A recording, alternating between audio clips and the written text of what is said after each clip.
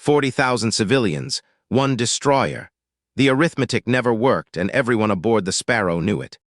Chief Dana Okoye heard the numbers from her damage control station, 3 decks below the bridge, and did what chiefs do. She checked her hoses, counted her people, and said nothing that would frighten the young ones.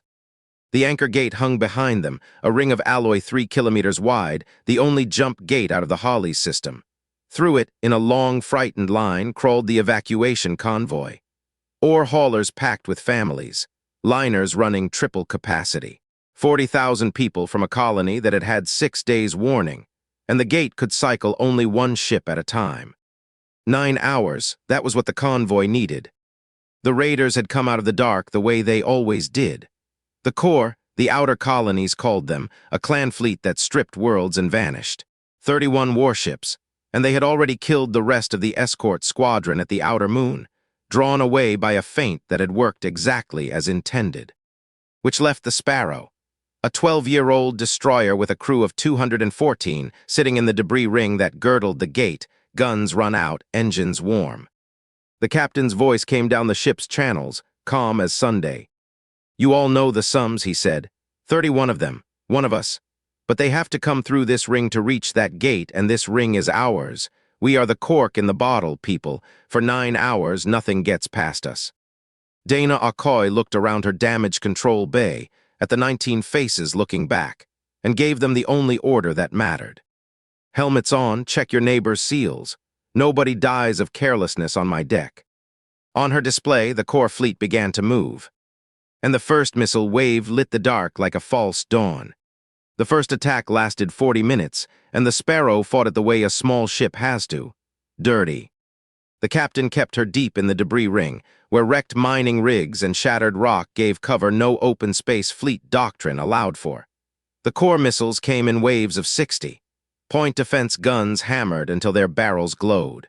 What leaked through, the debris caught, or the Sparrow's last-second turns spent against her armor instead of her spine. Dana's world shrank to the sound of impacts and the geometry of damage. Breach on deck 4 forward. Her team moved like one animal. Foam, patch, brace, reroute. A fire in the starboard magazine hoist that took 6 minutes and cost her 2 burned hands, neither of them hers, both of them treated on the run. The ship shuddered, absorbed, answered. Her main battery spoke in disciplined pairs. And out in the dark, a Corps corvette that had pushed too close came apart against a wall of railgun fire. First blood, the bay crews heard the kill announced and cheered. Dana let them have 3 seconds of it. Then Turret 2 took a direct hit. The shock ran the ship's whole length. Dana was there in 90 seconds, and the compartment told the story before anyone spoke. 4 of the gun crew were being carried out. 2 of them were not moving. The turret itself was scrap, its barrels peeled back like a tin. She read the names on the casualty board that night, the first 4 of the battle, and made herself remember everyone. But something strange was happening outside. The Corps had broken off.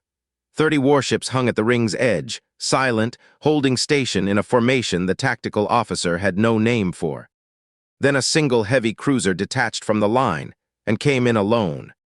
"Just one," the captain said slowly. "What are they doing?" Nobody knew. The answer would change everything. 8 hours left on the gate clock. 36,000 people still on the wrong side of it. And 1 Corps heavy cruiser stalking the debris ring alone, hunting a destroyer half its size. The stakes were simple, the captain reminded his officers, and they had not changed. Every hour the Sparrow stayed alive, 4,000 more people made it through the gate. Live cheap. Spend the ring, spend the wreckage, spend anything but hulls and hours. The duel with the cruiser took 90 minutes, and it became a lesson in what small and clever buys against big and strong. The Sparrow went cold. Reactor down to a whisper, weapons dark, drifting inside the carcass of a wrecked ore processor like a knife inside a sleeve. The cruiser came through the debris methodically, sweeping, probing, its searchlights and radar fingers sliding past the Sparrow's hiding place twice. The third pass, it presented its flank at 4 kilometers. Every gun the Sparrow had fired into the same square meter of that flank. The cruiser staggered, vented, rolled away, and the Sparrow put 2 torpedoes into its drive section before it cleared the ring. It did not die. It limped back toward the Corps line, gutted and burning. The Bay crews cheered again. But on the bridge, the tactical officer was watching the core fleet do the strange thing a second time. No massed attack, no swarm, the fleet held station, and another ship, a destroyer this time, near the Sparrow's own weight, detached and began its run in. Alone. The signals officer said it first, hesitant, like a person naming something sacred. They're dueling us, one ship at a time, like it's a custom, like it's owed. The captain stared at the display for a long moment. Then if they keep sending them, he said quietly, we keep answering. Chief Akoy, how fast can you give me Turret 2's powertrain routed to the point defense grid? Dana was already moving. Because she had done the other arithmetic, if it was one at a time, they had a chance. And the moment the Sparrow stopped answering, 30 ships would come at once. The second and third duels blurred together in the ship's memory. 6 hours of gate clock bought with steel and burns. The core destroyer fought clean and hard, a knife match in the wreckage that ended with both ships torn and the enemy withdrawing on one engine. An hour to breathe. Then a cruiser, fresh and careful, that had clearly studied the first duels. It nearly ended everything, catching the Sparrow in open water between debris fields. 2 torpedoes into her port side. The ship rang like a struck bell. Dana lived those hours at a dead run. Deck 4 was open to space in 3 places now, sealed off, its crews redistributed. The Port Lance battery was gone. The reactor had a cooling wound that her best technician nursed like a sick child. Between duels, her teams did not rest. They rebuilt.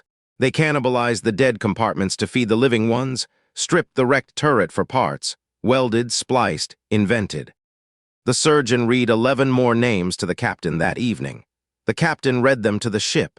Nobody cheered anything after that. The Sparrow's crew just worked in the quiet way of people who have decided. What the Corps made of it, no one could guess. But after the third duel, the observation crews noticed the enemy fleet had edged closer, not to attack, simply, it seemed, to watch. And when the third duelist limped home, a low pulse of light ran down the whole Corps line, ship to ship to ship, like something being spoken. What that light meant, the Sparrow would not learn for hours yet. When she did, it would be worth more than a squadron. The fourth duelist was a battle cruiser. Twice the Sparrow's tonnage, undamaged, and it came in fast and angry as if the custom had begun to embarrass it. And at that exact moment, with the enemy committed to its run, the main battery's fire control computer failed. Every gun on the ship went blind. What the Sparrow did in the next 20 minutes entered the textbooks of 2 species, and it began with Dana Akoy lying to a battle cruiser. Fire control was dead, and staying dead, the technicians gave it an hour, and the battle cruiser needed 12 minutes to reach them. So the captain asked his chief of damage control the question that has no good answer. Chief, what have we got? Wounds, Dana said. We've got wounds, let's use them. The plan was assembled from exactly the things a dying ship has. She vented the ruined port compartments all at once, a gush of atmosphere, coolant, and debris that read on any sensor as a catastrophic internal explosion. The engineers spiked the reactor's wounded cooling loop, deliberately, briefly, painting the signature of a core going critical. The Sparrow tumbled, dark, trailing wreckage, a corpse rolling in the ring. The battlecruiser bought it. It came alongside slow and proprietary, the way you approach a kill you mean to claim, weapons relaxed, close. Close enough for manual gunnery. Every surviving turret had a crew in it, laying guns by eye through optical sights, old surveyor's math chalked beside the breaches. The torpedo room had its last 4 fish tracking on hand-cranked gyros. The captain gave the word from a bridge lit only by starlight. The volley at 2 kilometers opened the battlecruiser from bow to midships. The 4 torpedoes finished the argument. The Corps crews abandoned in good order, their pods streaming toward their own line, and the Sparrow, alive and suddenly loud, rolled her guns to point away from the pods. Every gun. Ostentatiously. Even the newest rating aboard understood that the enemy was watching and that it mattered. Silence on the Corps line, longer than before. Then, for the first time in 9 hours of battle, the enemy transmitted. One word, translated 3 times to be sure. It was a question, how many are you? The bridge argued about the answer for 4 full minutes, which the captain permitted because he wanted the ship's opinion, and then ended, because it was not the ship's decision. The tactical officer wanted to lie big, claim a squadron hiding in the ring by hesitation. The signals officer wanted silence. Mystery had been working. The captain looked at the gate clock. 3 hours, 40 minutes. 17,000 people to go. And he made the choice that the war colleges still argue about and that no one who served aboard the Sparrow has ever once questioned. He told the truth. One ship he sent, 214 crew at dawn, 199 now.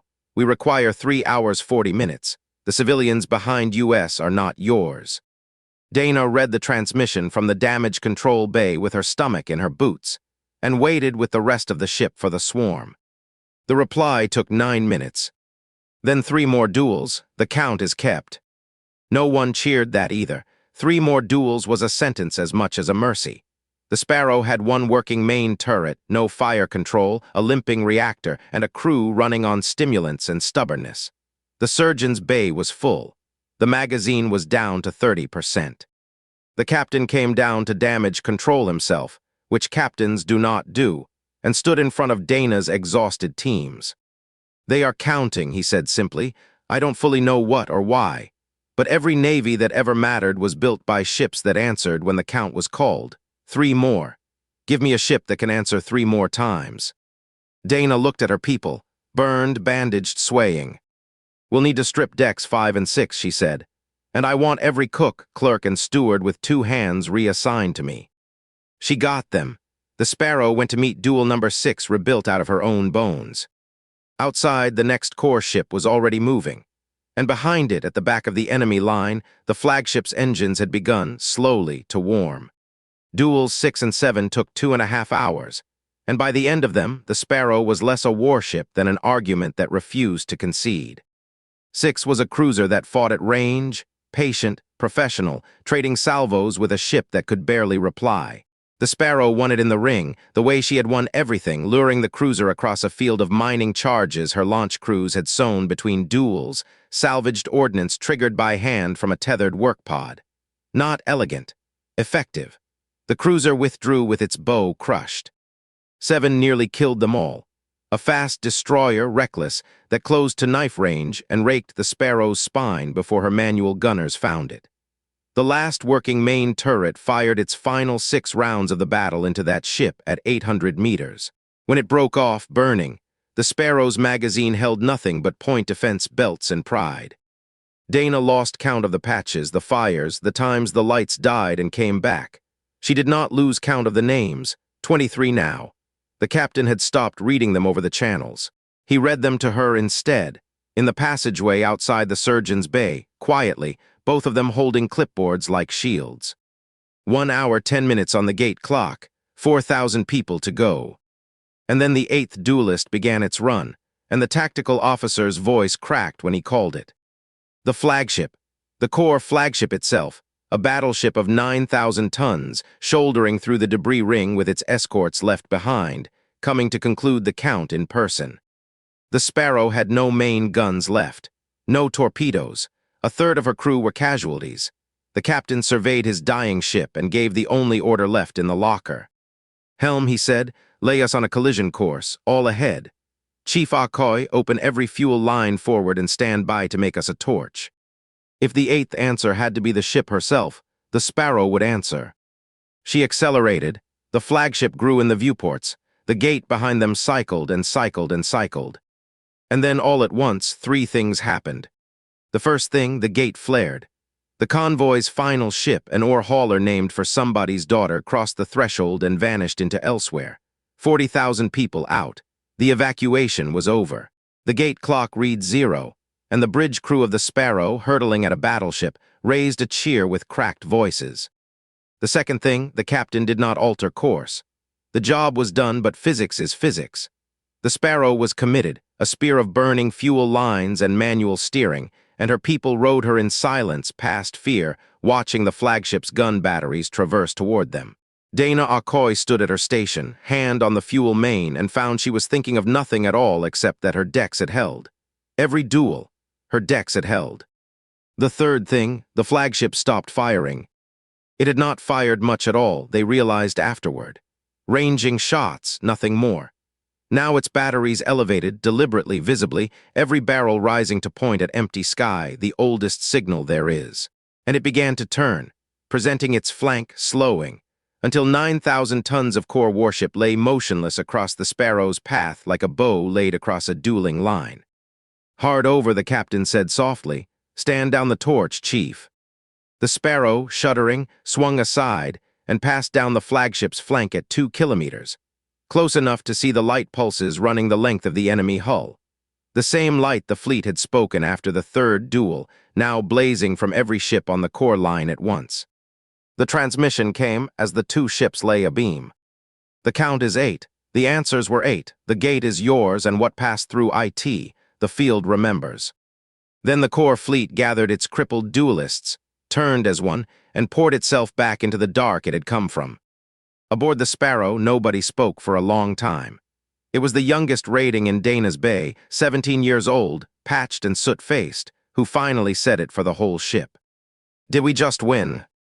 Dana looked at the emptying sky, and the gate and her hands. "We answered," she said. Apparently that was the question. The Sparrow came home under tow, which her crew considered undignified, and her hull considered generous. The numbers were read at the fleet review, and they have been read every year since. 214 crew at dawn, 29 dead, 40,000 civilians delivered through the anchor gate without the loss of a single one. 8 duels answered against a fleet of 31. The Board of Inquiry, convened because boards must convene, took 2 days to conclude that every order given aboard had been correct, and adjourned early, reportedly because the presiding admiral did not trust his voice. The strangeness came after, and it came slowly, in reports from the frontier. The Corps did not return to the Holly system. Not the next season, not the next decade. The raids that had bled the outer colonies for a generation stopped along that whole arm of settled space, as if a door had been closed.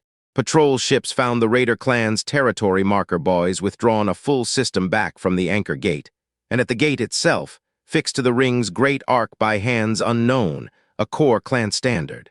Not planted as a claim. Mounted, the xenologists eventually understood as a battle honor.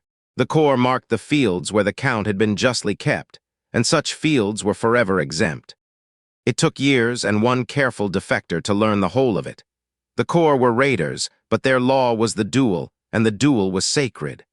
A defender who answered every challenge, to the last answer, owned the field and everything it protected. In 900 years of raiding, entire squadrons had stood against the clans. No one had ever answered 8 times. The defector said it plainly, through a translator, to a room of human officers who had come expecting tactics and received scripture instead. "You do not understand what your little ship did. Every clan hall in the deep dark has her name burned into the tally beam. The mothers use it to hush children.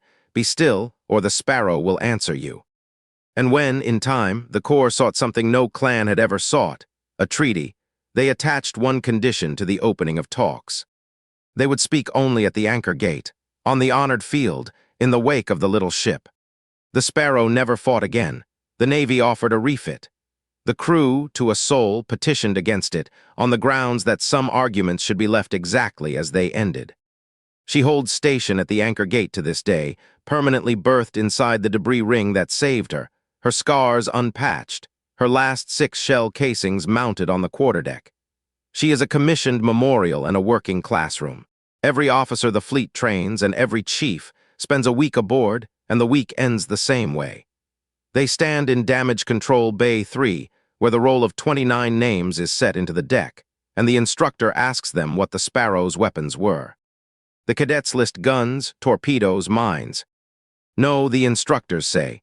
Those were the fittings.